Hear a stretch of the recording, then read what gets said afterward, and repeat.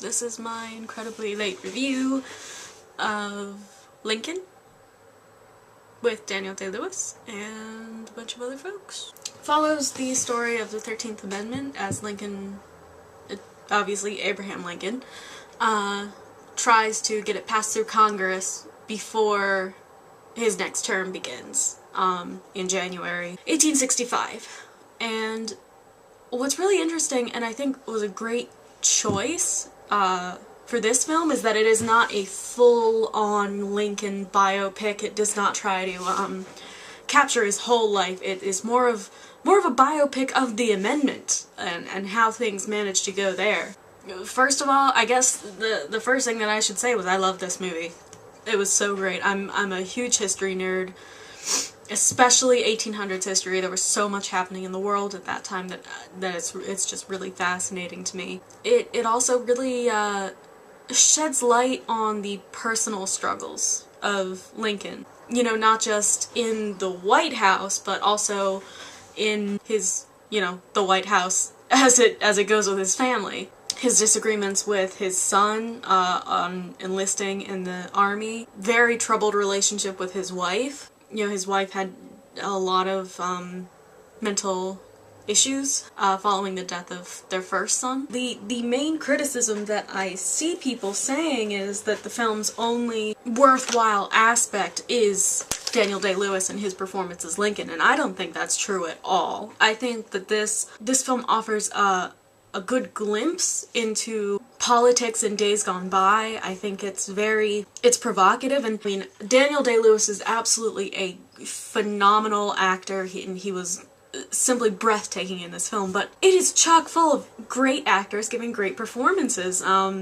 Tommy Lee Jones, Sally Fields plays Mrs. Lincoln, Joseph Gordon-Levitt makes an appearance, as does Lee Pace. All of these really great people coming together to tell a really great story. However, probably my one not so bright comment is that I think that the denouement is a little long. I really don't think that they had to go on to, all the way until April, until the assassination. I don't think that was necessary. Having said that, it is Lincoln. I think that it maybe would have even been better to leave it at the passing of the 13th Amendment, then maybe, drop a hint or two at a foregone conclusion. I mean, everyone knows that Lincoln was assassinated. This isn't like a mysterious thing. Having said that, I did enjoy, well, not necessarily enjoy, but I did admire the kind of dichotomy that they set up between the strong presidential leader that we see, throughout most of the film, the get-it-done sort of guy, and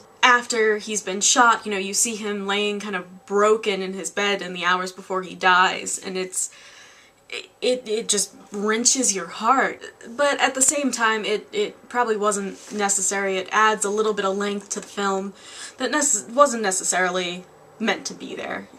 Lincoln's death really didn't... It's just not essential to the story. Short review. I really did have a short review. In the end, definitely worth it.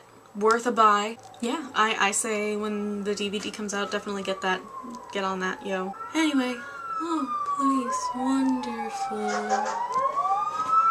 Oh no, fire truck! Fire truck! Oh, 2 fire trucks. 3 fire trucks? 4 fire trucks. What is going on? I'm gonna go find out. Why? If you enjoyed this video, give it a like, a favorite, subscribe to the channel, post it on Facebook, Twitter, Tumblr, Google+, Reddit, something awful, spray paint on buildings, make a flag of it, get it tattooed in your forearm, get it branded into your forehead. This is SickSlickProductions saying keep the spirit of the movies alive.